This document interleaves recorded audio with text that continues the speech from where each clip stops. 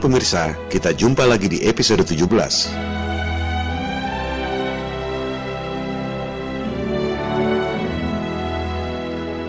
Perang adalah tragedi kemanusiaan yang sangat mengerikan. Tapi, bagi orang-orang yang berhati iblis, perang adalah bisnis yang sangat menguntungkan.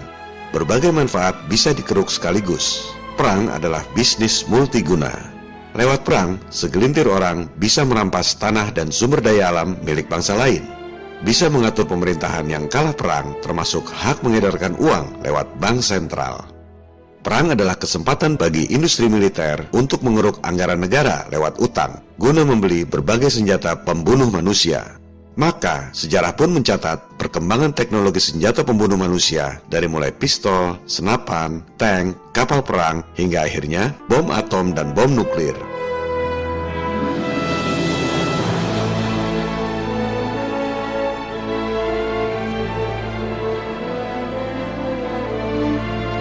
Bahkan, belakangan ini berkembang rumor bahwa para elit sudah berhasil membuat teknologi senjata baru yang jauh lebih mengerikan, dikenal dengan istilah HAARP atau High Frequency Active Armor Research Program. HAARP adalah terapan dari sains modifikasi cuaca atau geoengineering. Man is on a quest to play God, to control the weather and use it as a weapon. Lightning, torrential rains, hurricanes, targeted at the enemy. Some people believe that Katrina was weather warfare at its most potent. But how do we get from understanding extreme weather to making it do our bidding? Earthquake, tidal wave, those become the future of warfare.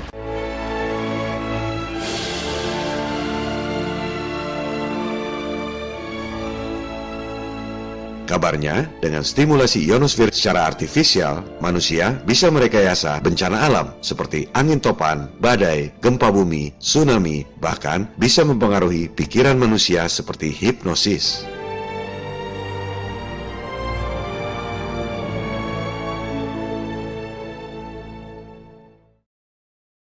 CBS This Morning contributor Michio Kaku is a physics professor at City College of New York. Professor, nice to see you. I mean, lasers, really? To change the weather? That's right. Well, as Mark Twain once famously said, everyone complains about the weather, but no one ever does anything about it.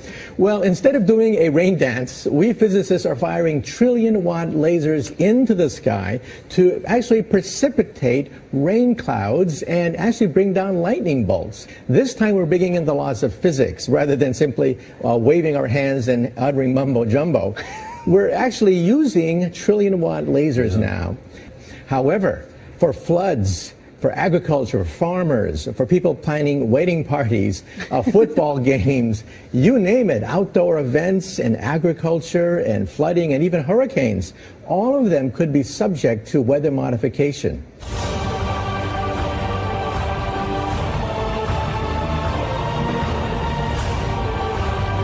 Bahkan, sebagian orang percaya bahwa berbagai bencana alam yang terjadi belakangan ini, seperti tsunami di Aceh, Palu, Jepang, dan lain-lain, adalah rekayasa buatan teknologi canggih HAARP ini.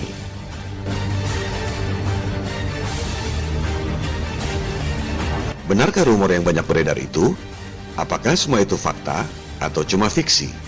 Pada episode ini, kita akan melakukan investigasi yang mendalam tentang teknologi canggih pembunuh massal. Investigasi ini kita lakukan untuk menjawab 4 pertanyaan yang paling mendasar. Pertama, apakah teknologi HAARP itu benar-benar ada atau cuma fiksi? Kedua, apakah teknologi HAARP itu sudah dapat digunakan atau belum? Ketiga, apakah berbagai bencana yang terjadi belakangan ini, seperti tsunami Aceh, tsunami Palu, tsunami Jepang, adalah rekayasa manusia dengan menggunakan teknologi HAARP seperti yang banyak didesas-desuskan atau bukan?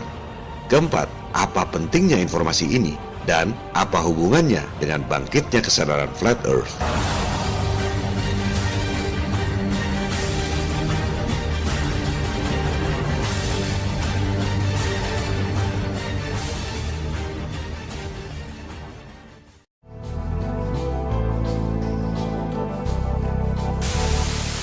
We will have an existential shock.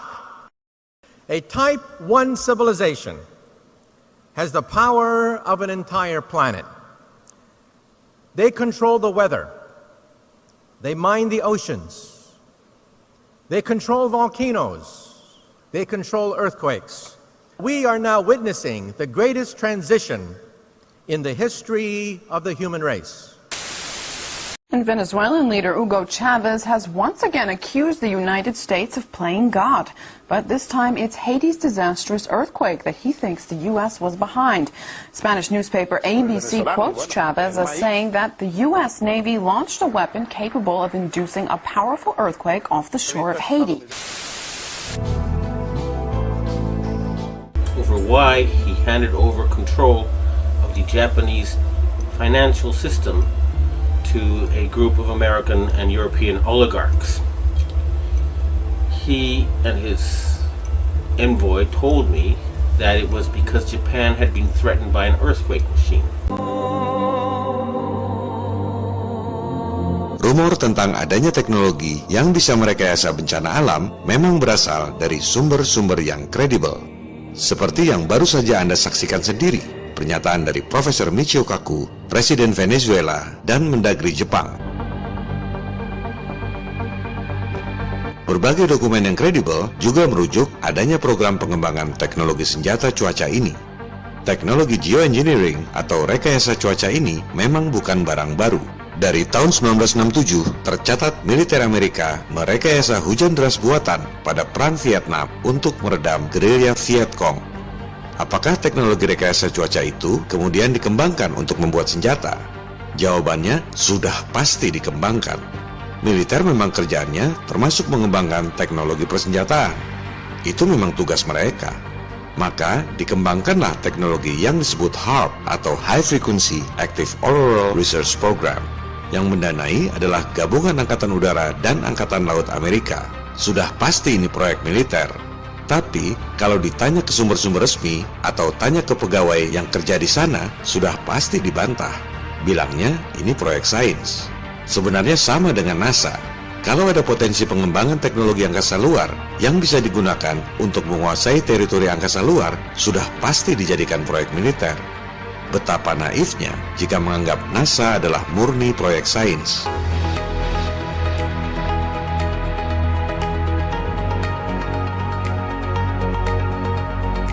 Demikian halnya dengan pengembangan teknologi HAARP ini. Pengembangan teknologinya adalah fakta, bukan hoax. Proyek militer, tapi pura-pura sebagai proyek sains untuk meneliti ionosfer.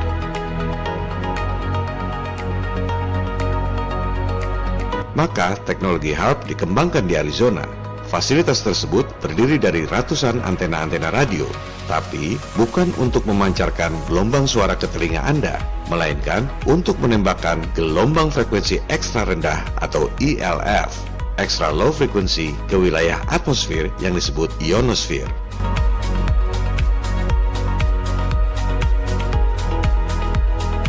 Apa akibatnya?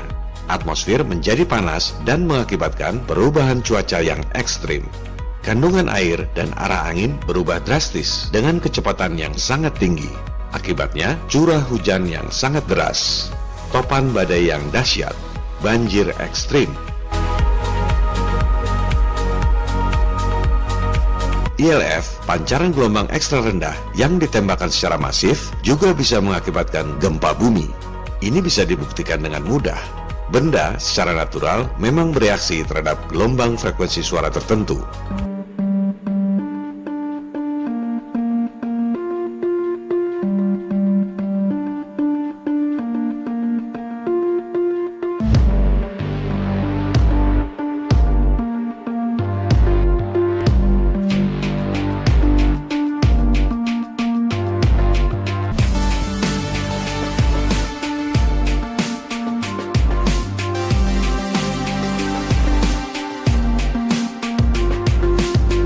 Dalam skala kecil, ELF memang membuat benda-benda alam bergerak yang bisa mengakibatkan gempa jika diterapkan dalam skala besar.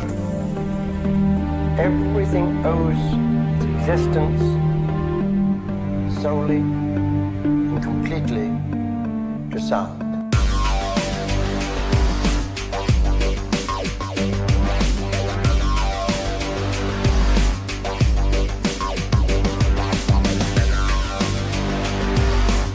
HAARP juga mengembangkan teknologi pembuatan halilintar. Ini juga merupakan potensi senjata modern. Tujuannya membuat halilintar buatan dan mengarahkannya pada musuh. Teknologi halilintar buatan ini mungkin tak asing buat sebagian pemirsa Flat Earth 101, sebab yang digunakan adalah Tesla Coil. Ya, betul sekali. Teknologi canggih modifikasi cuaca ekstrim ini, idenya berasal dari saintis super jenius yang pernah lahir di muka bumi, Nikola Tesla.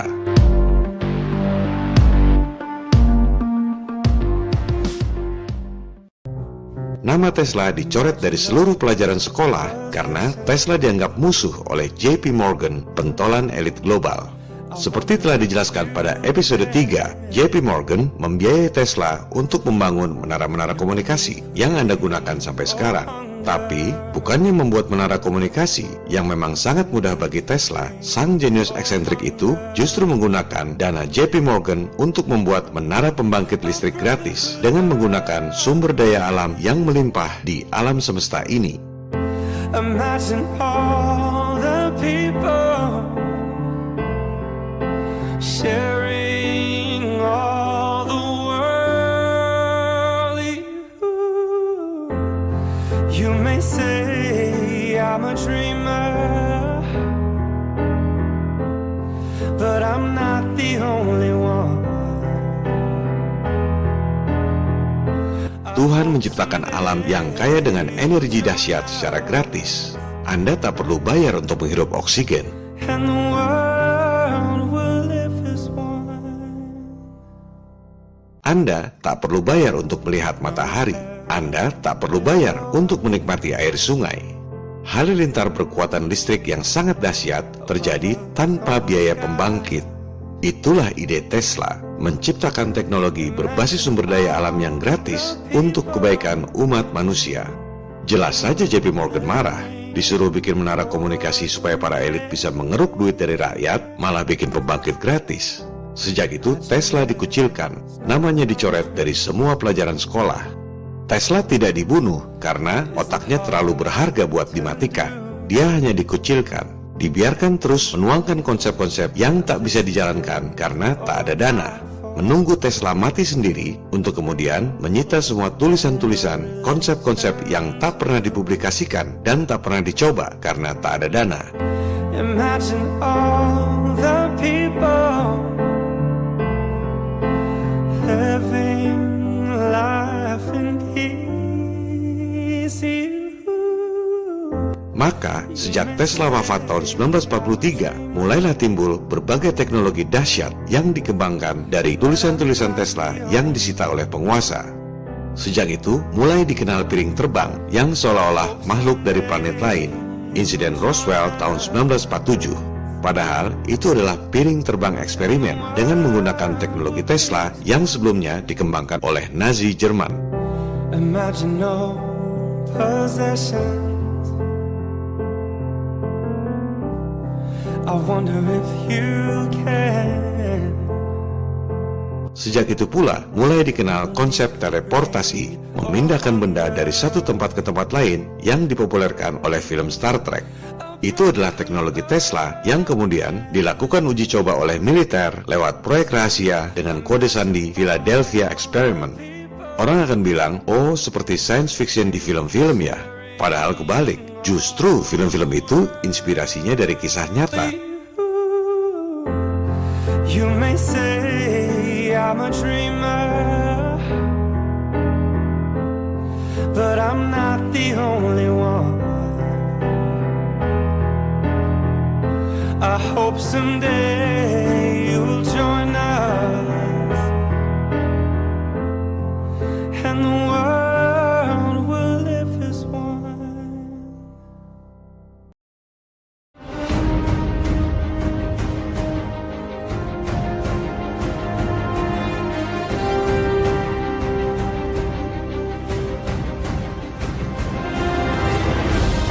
Ketika dikucilkan, Tesla menuangkan amarah terpendamnya pada para elit keuangan dengan mengembangkan teknologi Death Ray yang bisa melumpuhkan angkatan perang. Tesla adalah orang Serbia. Ia merasakan Perang Dunia Pertama yang dipicu oleh insiden di Sarajevo. Tesla adalah pembenci perang. Ia berharap Death Ray ciptaannya bisa digunakan untuk mengakhiri perang.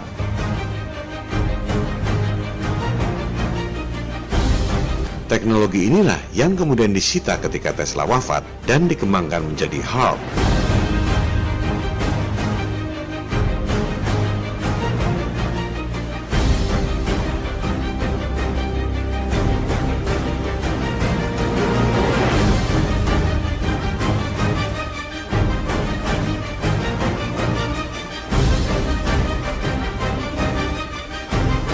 Ini semua adalah fakta.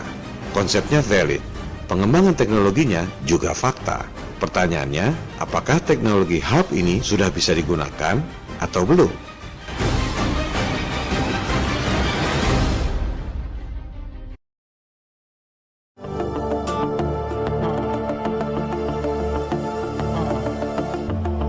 Banyak media memberitakan tentang HAARP. Bahkan disebut-sebut HAARP adalah senjata yang membuat tsunami seperti di Aceh dan Palu belakangan ini.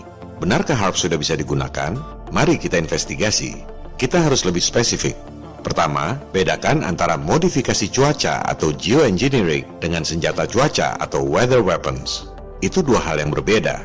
Kalau modifikasi cuaca seperti bikin hujan buatan, itu sudah bisa dilakukan sejak lama. Teknologinya tidak terlalu rumit.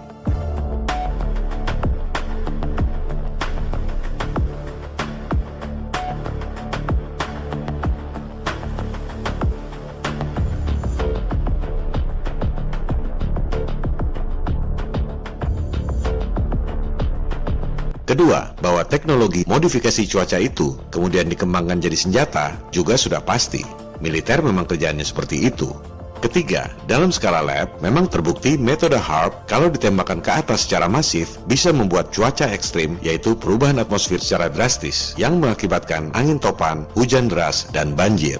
Kalau ditembakkan ke tanah, jika diterapkan dalam skala besar memang bisa membuat gempa. Kalau ditembakkan ke air dalam skala besar, bisa membuat air bergelombang seperti tsunami. Tapi, apakah teknologinya sudah bisa digunakan dalam skala nyata? Belum tentu. Kenapa? Karena untuk merubah atmosfer yang begitu besar dan luas, dibutuhkan energi yang sangat besar. Saya tidak yakin mereka sudah punya pembangkit energi yang begitu canggih.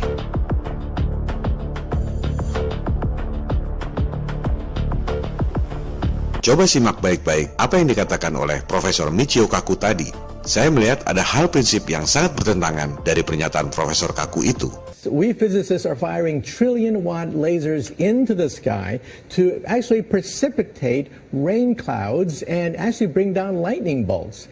Kedengarannya keren, tapi tak sesuai dengan fakta teknologi modifikasi cuaca yang dilakukan selama ini. Merekayasa awan-awan hujan tak pernah dilakukan dengan laser. Apalagi bola-bola halilintar tak pernah dilakukan dengan laser.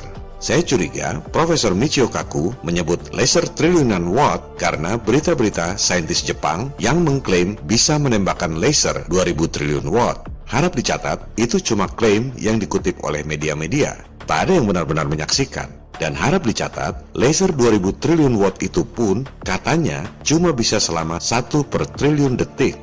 Bayangkan, 1 detik dibagi 1 triliun. Entah bagaimana bentuknya itu laser dan bagaimana cara mengukurnya. Sudah pasti, mengukurnya berdasarkan asumsi di atas asumsi. Ini Profesor Michio Kaku, saintis elit, kelihatannya ngawur. Sengaja kasih informasi yang tak sesuai dengan fakta, supaya kelihatannya keren. Nembak laser triliunan watt, padahal cuma bisa 1 per triliun detik. Dan bukan buat bikin hujan maupun halilintar.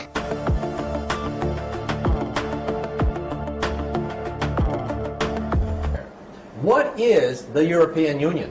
Because we're seeing the beginnings of a Type 1 economy.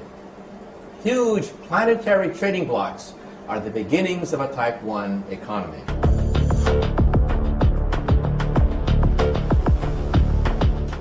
There's also going to be a Type 1 culture and a Type 1 political system as well.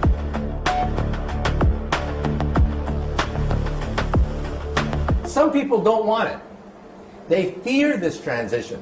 These are the terrorists.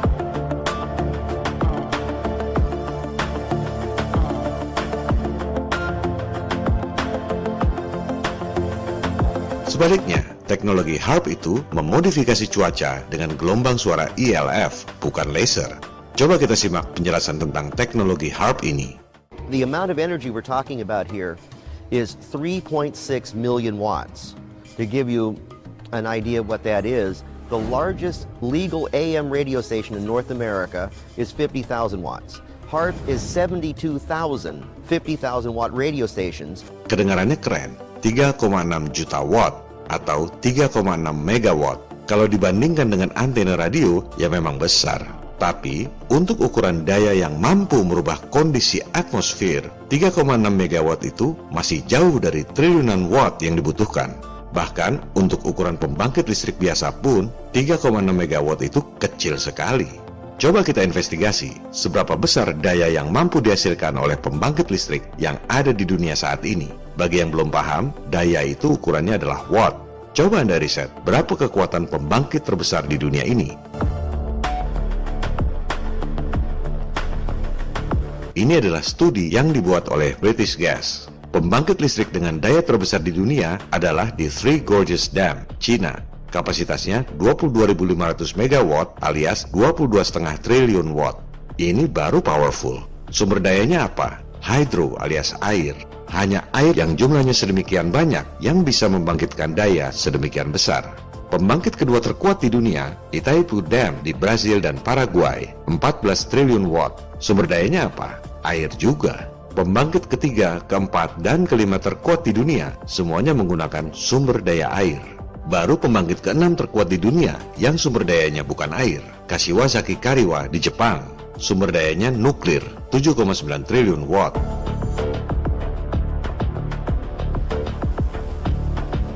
Intinya apa? Dibutuhkan upaya yang sangat besar untuk membuat daya triliunan watt. Fasilitasnya saja sebesar itu. Untuk membangkitkan daya 7,9 triliun watt, dibutuhkan reaktor nuklir seluas 4,2 km persegi. Antena-antena radio HARP itu cuma 3,6 megawatt. Butuh 1000 kali lebih besar untuk menciptakan daya triliun watt seperti yang disebut Profesor Michio Kaku tadi. Secara teori, memang bisa saja menembakkan ILF secara masif untuk merubah atmosfer secara drastis. Pertanyaannya, seberapa besar energi yang dibutuhkan dan dari mana energi itu didapat? Di mana pembangkit listriknya?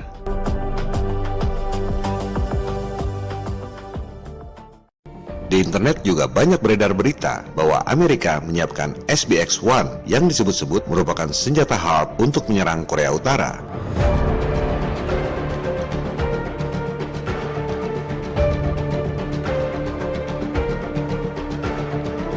Harap Anda saring dulu informasi sebelum menyebarkannya kepada orang lain. Di mana ada senjata HARP bentuknya seperti itu? Yang bentuknya seperti bola golf itu adalah radar, bukan senjata HARP. Kecuali kalau Anda sudah riset dan dapat referensi yang kredibel bahwa HARP bentuknya seperti radar golf itu, barulah Anda boleh sebarkan informasi.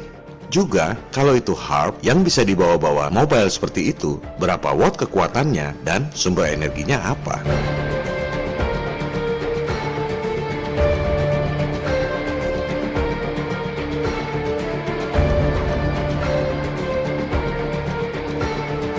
Untuk urusan teknologi pengolahan energi, mereka tak secanggih itu. Kalau untuk teknologi elektronik, iya memang mereka canggih. Anda bisa lihat bedanya komputer digital yang pertama tahun 1943 dibandingkan dengan komputer digital saat ini. Jauh sekali perbedaannya. Kenapa? Karena bisnis, supply and demand. Marketnya adalah penduduk yang daya belinya tidak seragam. Maka, industri berlomba-lomba membuat peralatan elektronik yang lebih canggih dengan harga yang lebih murah. Begitu pula teknologi elektronik seperti mobile phone. Betul mereka canggih.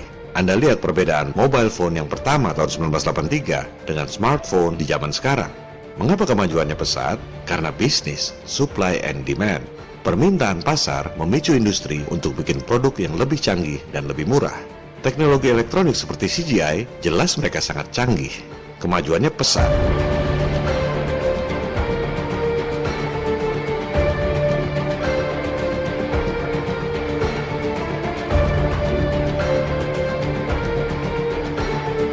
Anda lihat rekaman asli pendaratan di bulan tahun 1972. Kalau zaman sekarang masih percaya dengan hoax murahan seperti itu, kebangetan.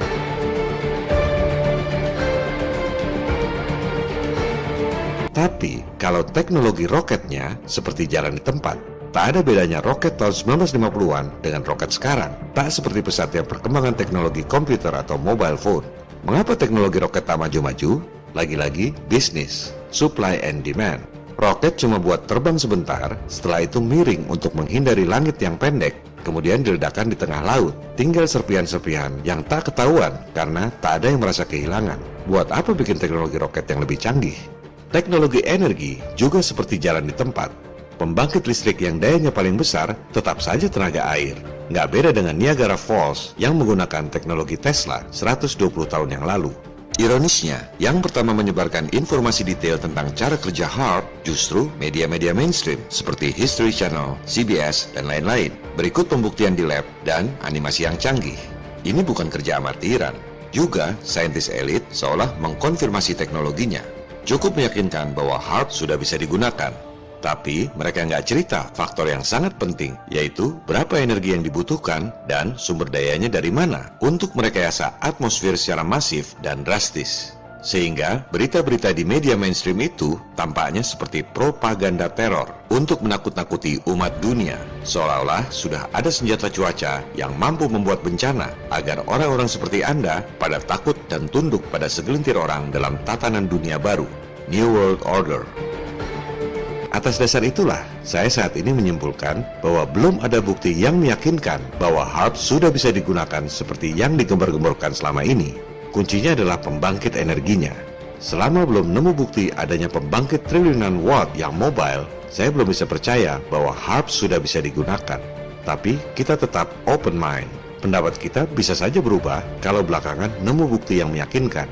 Dan kita tetap harus waspada, karena bisa saja ada perkembangan baru sehingga HAARP bisa digunakan.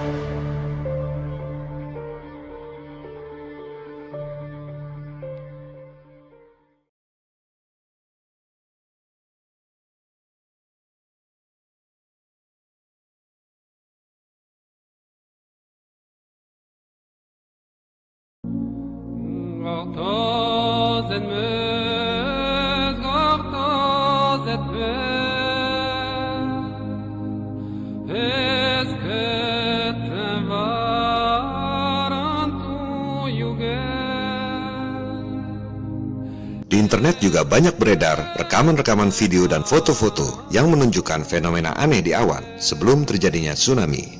Persepsinya itu adalah HAARP ditembakkan ke atmosfer menyebabkan awan berbentuk aneh kemudian terjadi tsunami. Tapi dalam pemahaman saya tidak begitu. Kalau mau bikin gempa, HAARP-nya ya diarahkan ke tanah, bukan ke atmosfer. Kalau mau bikin tsunami, HAARP-nya diarahkan ke laut, bukan ke atmosfer. Sebaliknya, kalau mau bikin hujan, topan badai, halilintar, barulah HAARP diarahkan ke atmosfer. Itu pun masih ada pertanyaan yang lebih mendasar. Apakah sudah ada daya listrik yang begitu besar untuk merekayasa bencana alam? Dan sumber energinya dari mana? Oleh sebab itu, saya tidak melihat fenomena aneh di angkasa itu sebagai akibat senjata HAARP untuk membuat bencana tsunami. Sebaliknya, fenomena bentuk awan yang tidak natural itu mengarah pada hal lain yang lebih nyata bahayanya, yaitu chemtrails dan Blue Beam Project.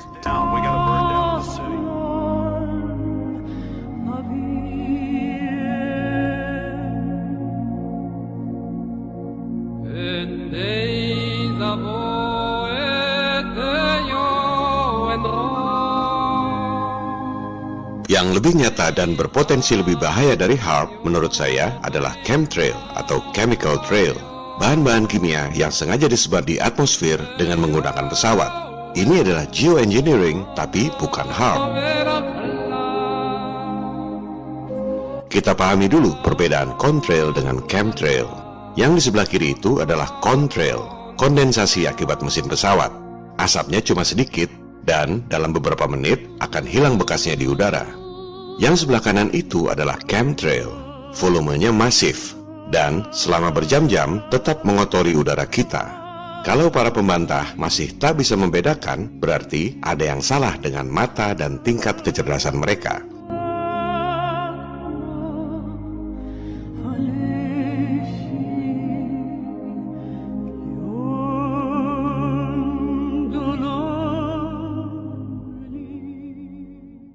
these long white lines that are left in the sky after a jet flies through the air. Is there any truth to the theory that there's chemicals that are released by the government? Absolutely not.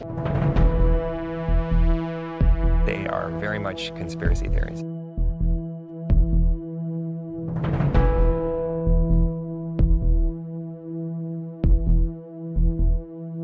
In your research for American conspiracies, Governor, did you encounter anything about the government being able to control our weather? Yeah, I did, through HAARP. They showed with HAARP that you, yes, indeed, can control and create clouds and do things like that with it. Maybe they're trying to control the weather with what they're doing up there.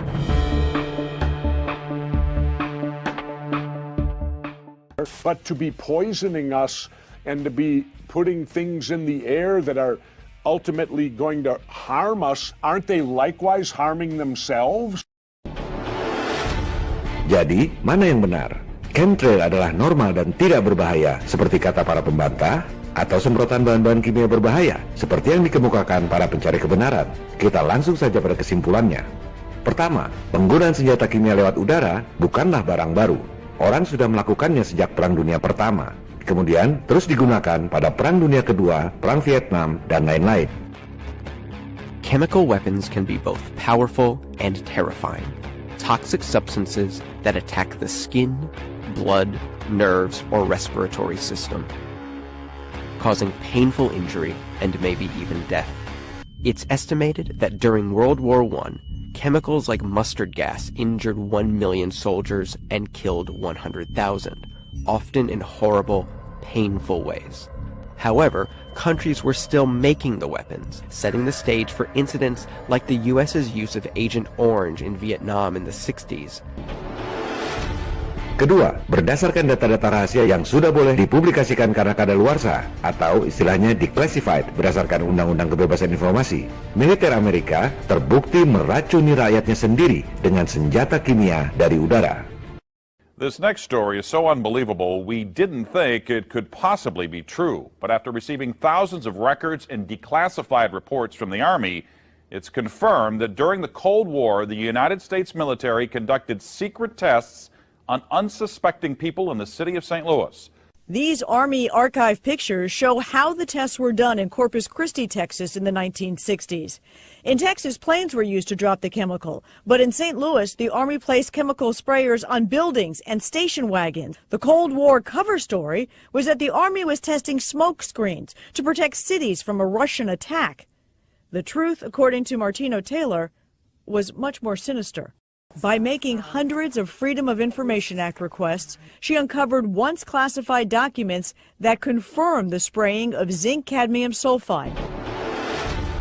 Ketiga, kesaksian Kristen Megan, mantan personalia Angkatan Udara Amerika, bahwa militer Amerika menyemprotkan bahan-bahan kimia berbahaya alias chemtrail lewat pesawat udara.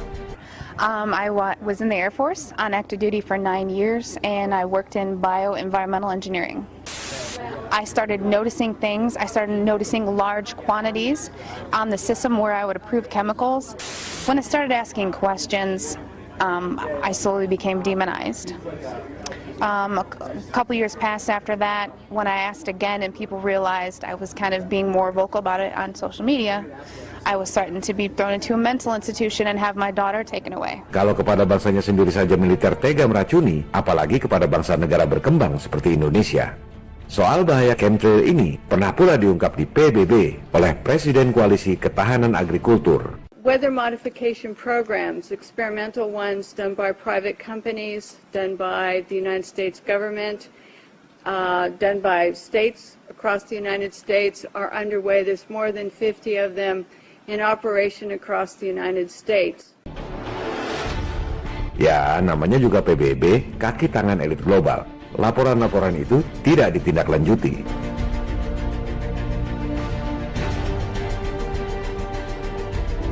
Keempat, teknologi penyebaran bahan-bahan kimia lewat udara bahkan sudah dipatenkan di Amerika. Ada banyak sekali paten tentang chemtrail.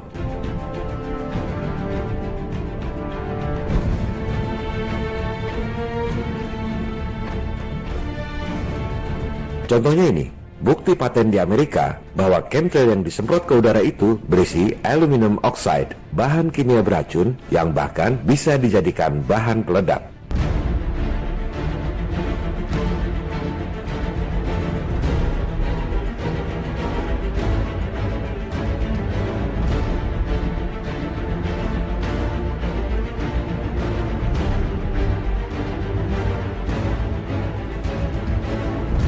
kelima, penggunaan senjata kimia dari angkasa adalah bagian dari program NASA yang juga didanai oleh CIA. Which, as I understand, was mostly funded by the CIA.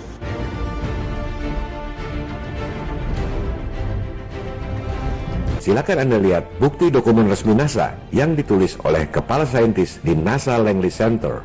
Jelas sekali ditulis, isu-isu strategis masa depan, peperangan masa depan. Coba baca isinya. Senjata debu mikro yang disebarkan sebagai aerosol dan dihisap ke paru-paru. Pakai tambahan lagi, senjata kelas mutakhir seutuhnya yang legal. Masih berpikir NASA adalah lembaga sains yang bertugas menghibur Anda dengan temuan-temuan angkasa luar? Kejahatan NASA bukan cuma nipu Anda dengan ilusi bumi bola, tapi NASA memang berencana untuk meracuni paru-paru Anda dengan senjata debu mikro yang disebar lewat aerosol.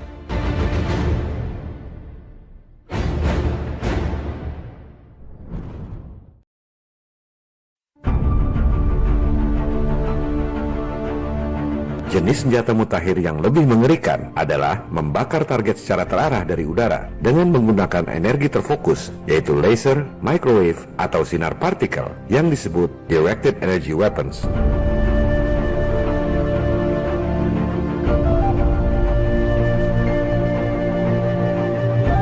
Senjata pembuat bencana HAARP masih dalam tahap eksperimen karena tak mudah memperoleh sumber energi yang sangat besar untuk membuat bencana topan, gempa, dan tsunami. Sementara, directed energy weapons ini lebih mudah penerapannya, yaitu membakar dengan sinar laser, microwave, atau sinar partikel.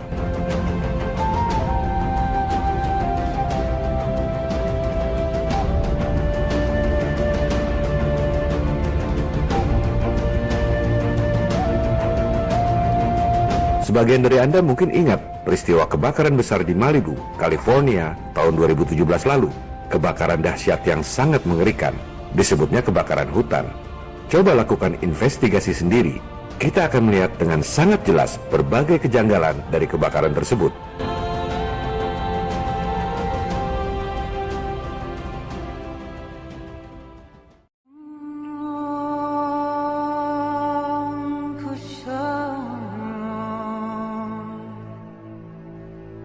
Semua rumah sirna terbakar.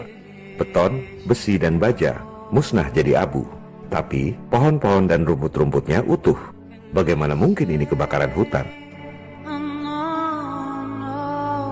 Masihkah kita menyebut kebakaran hutan kalau hutannya justru tidak terbakar?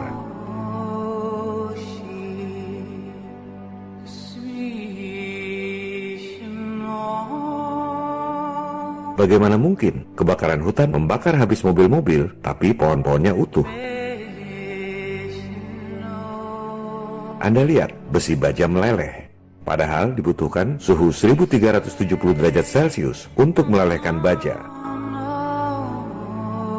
Tapi pohon-pohonnya tidak terbakar. Directed energy weapons.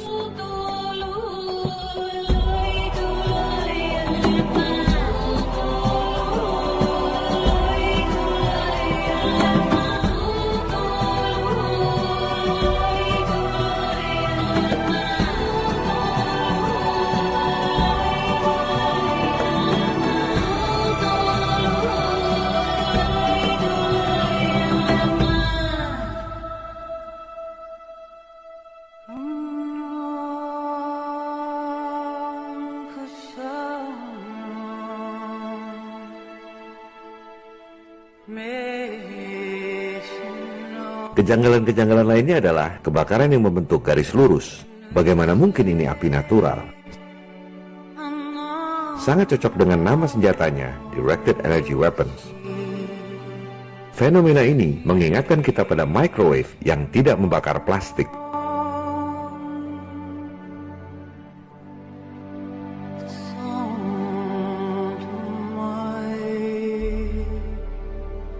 Pohon terbakar dari dalam. Bagaimana mungkin ini bisa terjadi? Sepertinya energi pembakar itu masuk menusuk ke dalam batang pohon sehingga terbakar dari dalam.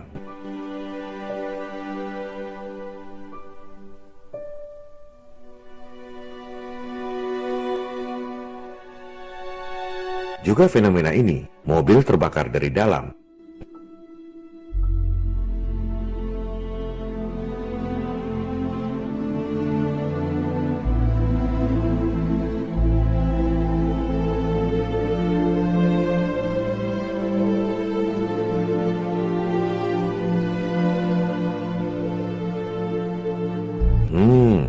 kebakaran hutan, tapi melanggar hukum fisika. Belum cukupkah mereka menghina kecerdasan Anda?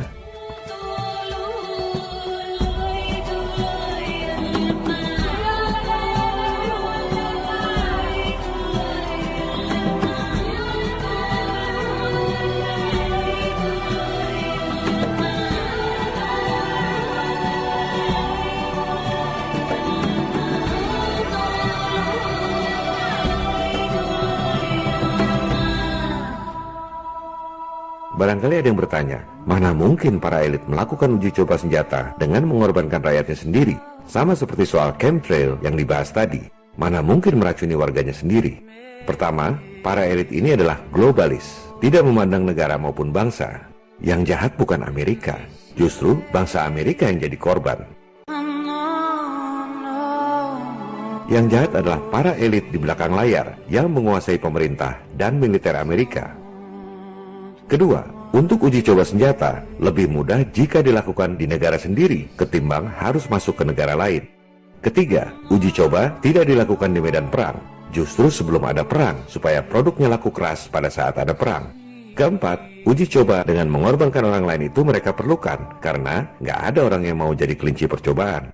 Kelima, mereka tidak peduli pada nyawa manusia lain. Mereka menganggap diri sebagai Tuhan dan kita semua adalah budak-budaknya. Yang kita anggap sebagai pembunuhan yang keji, mereka anggap sebagai ritual kurban yang suci.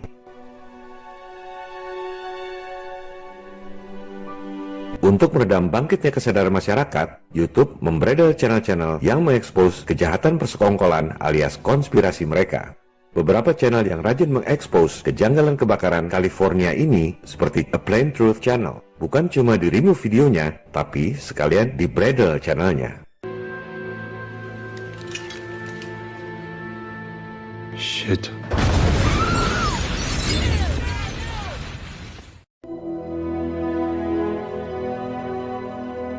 Saya pun tak akan heran jika episode 17 yang mengekspos konspirasi kejahatan elit global ini sebentar lagi di-ban oleh YouTube, seperti yang sudah terjadi berkali-kali pada episode-episode sebelumnya.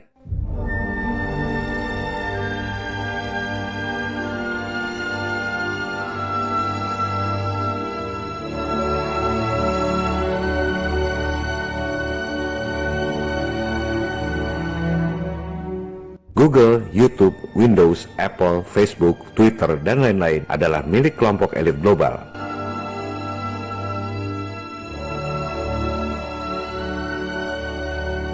FE101 channel ini adalah channel Flat Earth nomor 1 di dunia berdasarkan jumlah subscribernya. Sudah pasti jadi channel yang diincar oleh YouTube. Channel kita ini pula yang membuat Indonesia nomor 1 di dunia untuk topik Flat Earth berdasarkan Google Analytics tahun 2017.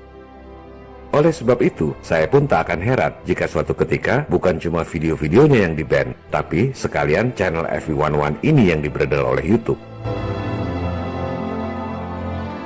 Tak ada gunanya mengupload ulang di YouTube atau membuat YouTube channel yang baru, karena pasti akan dibredel juga. Gosip yang beredar adalah Desember 2019 ini, YouTube akan membredel channel-channel yang mempopulerkan topik Flat Earth. Kita lihat saja nanti, apakah setelah Desember 2019, YouTube channel FE101 ini masih ada atau tidak.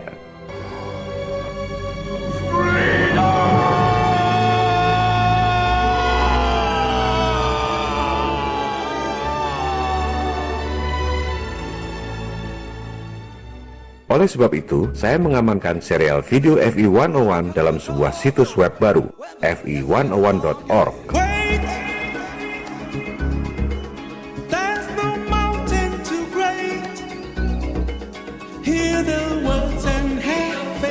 Semua serial video lengkap, termasuk yang di-ban oleh YouTube, sudah diamankan di sana.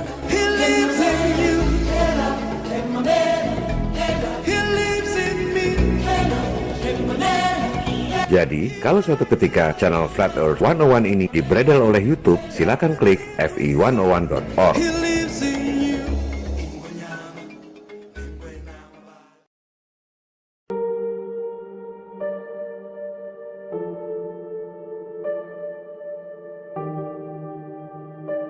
Situs web ini saya buat untuk mengenang kedua sahabat co-founders FE101, Pupung, dan Pradana, yang wafat ketika saya tengah menyelesaikan video ini.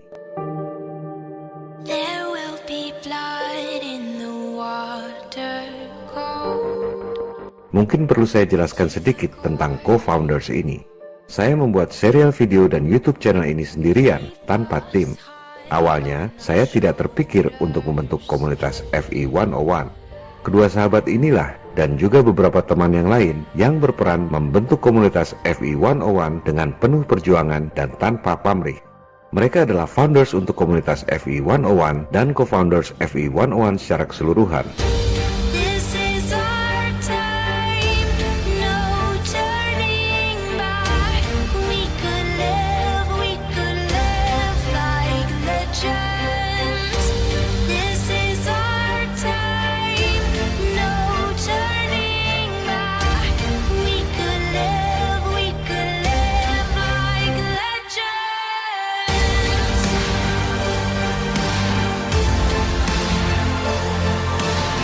Almarhum Pupung adalah seorang yang terpelajar, sarjana teknik industri lulusan Universitas Trisakti di Jakarta.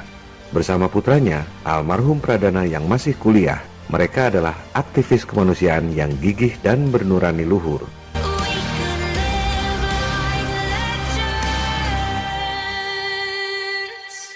Almarhum berasal dari keluarga yang berada, namun hidupnya sangat sederhana.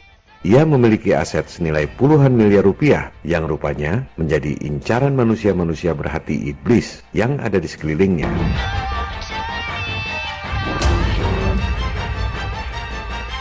Enam jam sebelum wafat, almarhum masih mengontak saya untuk mengirim video-video demo eksperimen Flat Earth yang rencananya akan dimasukkan ke episode 17 ini. Ternyata Tuhan berkehendak lain. Dan video-video demo eksperimen itu tak pernah sampai ke tangan saya.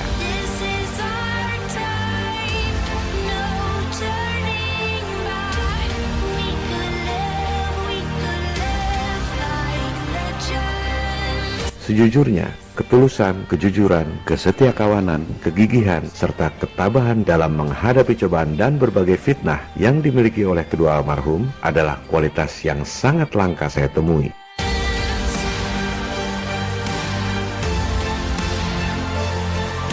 Maka, untuk mengenang jasa-jasa para almarhum, saya membuat situs web ini sendirian, tanpa tim.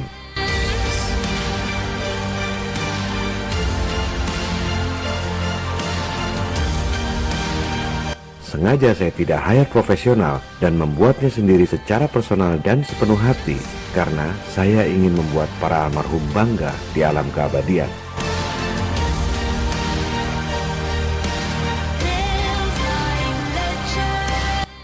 Selamat jalan, para sahabat terkasih. Dunia tak akan pernah sama lagi tanpa kalian.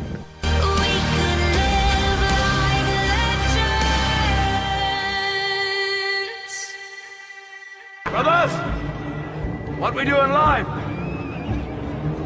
echoes in eternity.